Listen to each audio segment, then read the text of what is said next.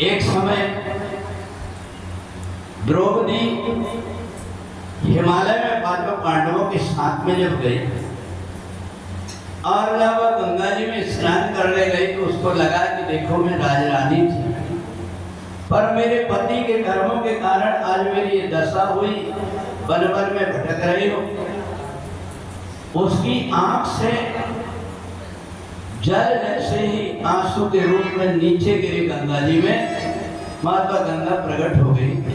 बेटी द्रौपदी तू पांचाली है, मैं जानती हूँ तुम्हारे पति ने पाप कर्म किया, पांच पति के होते हुए तुम्हारी बेइज्जती हुई, परंतु तुम्हें इधर उधर भटकने के बजाय ये पवित्र क्षेत्र है, यहाँ बैठ करके भगवान शिव का ध्यान करो तो तुम्हारी विपत्ति को दूर करने का कोई न कोई उपाय करते।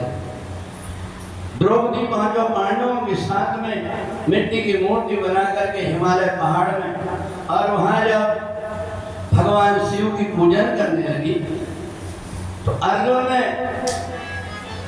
इंद्र से कहा कि देखो हम भगवान की पूजन कर रहे हैं, मेरे भाइयों के मन में भी बड़ी श्रद्धा है, इसलिए ये बताइए कि भगवान शिव के हमें साक्षात दर्शन कैसे हो।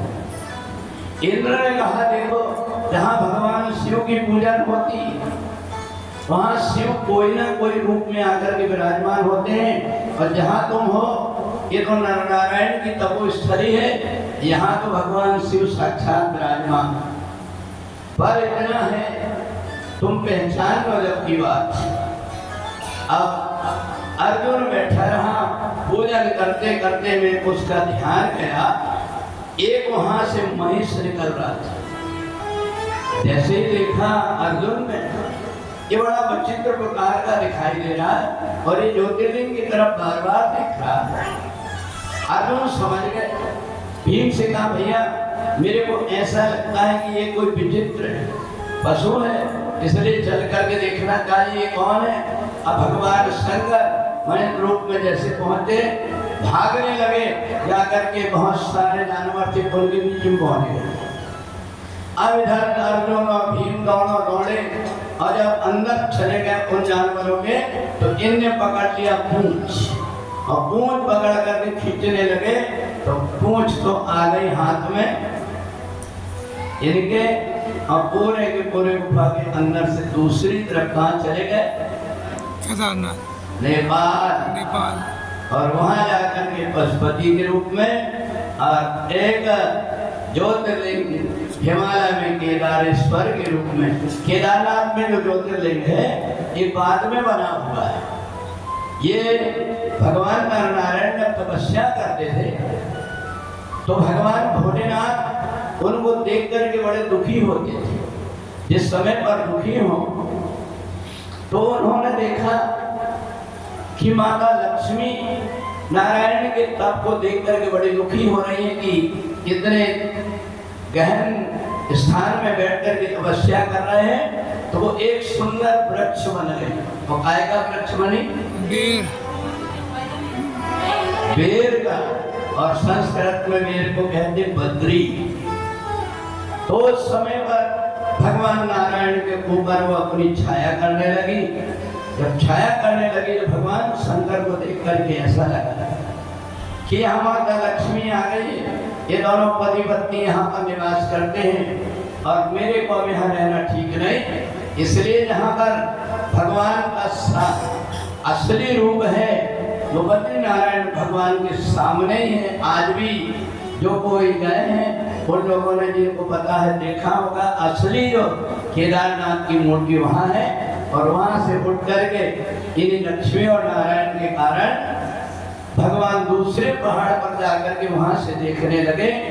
तो जहाँ पर नारायण तप कर रहे थे और वो ऊपर जो वृक्ष था, तो नारायण का नाम क्या हो गया? बद्री नारायण। उस समय से बद्री नारायण नाम हो गया। सूत्र जी कहते हैं कि परमात्मा ने अपने भक्तों के लिए कई प्रकार के यहाँ संसार में उपाय करके रखा है, परंतु वही व्यक्ति कर पाता है जो व्यक्ति की पुरुषार्थ करता है। जिन खोजा तिन पाया, गहरे पानी पैर भौरा डूबन डरा, रहा किनारे वै। पार्वती जी ने भोलेनाथ से कहा, भोलेनाथ आपने एक स्थान को ऐसा पवित्र चुन करके रखा है कि महाप्रलय में भी वो डूबता नहीं है। उसकी महिमा बढ़ाने के लिए आप वहां पर कोई ज्योतिर्लिंग की स्थापना कर दीजिए, क्योंकि एक ऐसा स्थान है अपने धरती में जहां अगर जीवात्मा जाकर के प्राण त्यागता है तो उसको कुछ नहीं करना पड़ता, अपने आप मुक्त हो जाता है। कौन सा स्थान पता है? काशी। काशी। जिस समय महाप्रलय आता है, भगवान शंकर अपने त्रिशूल को बढ़ा करके पूरे काशी क्षेत्र को त्रिशूल के ऊपर कर देते हैं, वो डूबता नहीं है। और वहां पर भगवान नित्य समाधि लगा करके बैठते हैं और भगवान का नाम है विश्वनाथ। ओ विश्वनाथ मम नाथ पुरारी,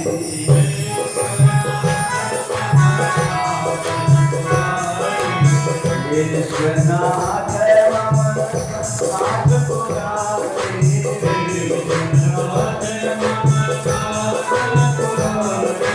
त्रिभुवन महिमा